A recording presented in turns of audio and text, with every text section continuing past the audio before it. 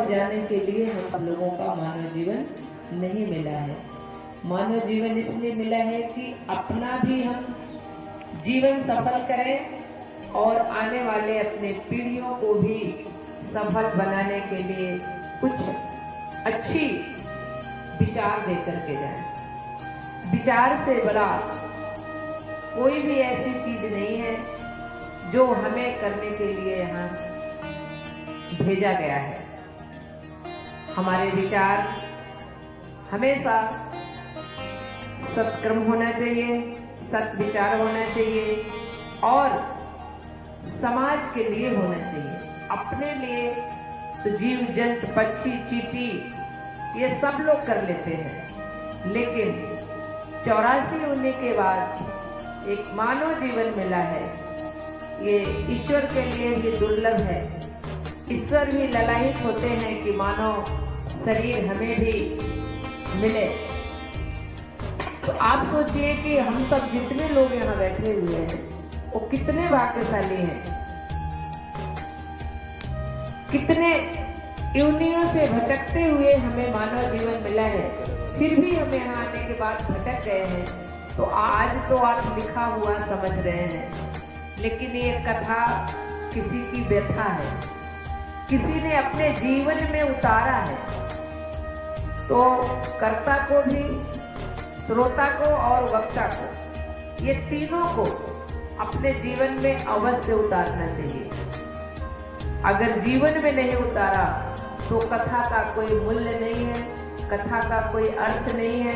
कथा का अर्थ तो तभी होगा जब हम अपने जीवन में उतारेंगे और अपने चरित्र के, जो ये कथा सुन रहे हैं ना, ये भगवान का चरित्र है, भगवान का लीला है। भगवान का गर्भ धारण से लेकर के उनके अंतिम क्षण तक की लीला इसमें है, और यही लीला हम सभी मानवों को करना है। इस कथा का सार यही है कि अपने चरित्र को ठीक उसी तरह से अपने जीवन को हम उतारें, अपने जीवन में उसे धारण करें। धर्म का पहला मूल्य है कि हम उसे धारण करें, और धारण करने के बाद फिर उस पर हम चलें। जब हम उस पर चलेंगे तब हमें उसका आराम, तकलीफ और फल उसका हमें समझ में आएगा। शुरुआत में हमें लगता है कि बहुत कठिन है। मुझे लगता है, मेरा अपने जीवन का अनुभव है कि बाकी जीवन से ये जीवन जो आध्यात्मिक होता है ये बहुत ही सरल है, लेकिन इसे शुरू में कठिन लगता है। तो जो दूसरों के लिए किया जाता है वही धर्म हो जाता है। जो अपने लिए केवल स्वार्थ के लिए किया जाता है वो हमारे अधर्म हो जाते हैं।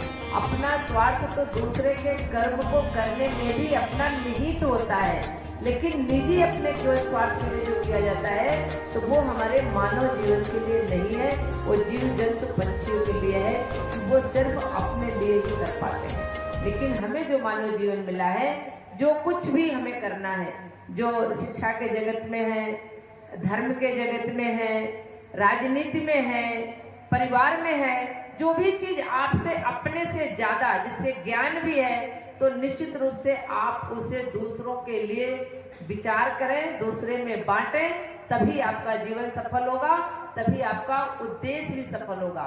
ईश्वर ने हमें बड़े उद्देश्यों के साथ इस पृथ्वी पर भेजा है और मानव शरीर लेकर के भेजा है, और हमें इतना गुणवान, विचारवान, सरल, सब कुछ ऐसा बना के भेजा है कि कोई ऐसी चीज इस पृथ्वी पर, ऐसी वस्तु नहीं है जिसे मनुष्य न बनाया हो।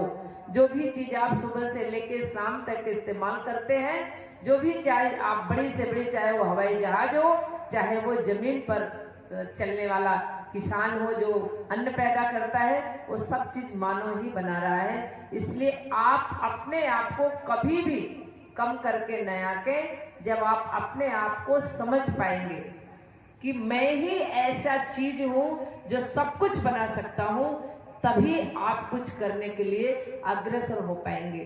तो सबसे पहले मानव के जीवन को और मानव शरीर जो मिला है उसे अपने आप को पहचाने, और सबके लिए बराबर भगवान ने दिया है।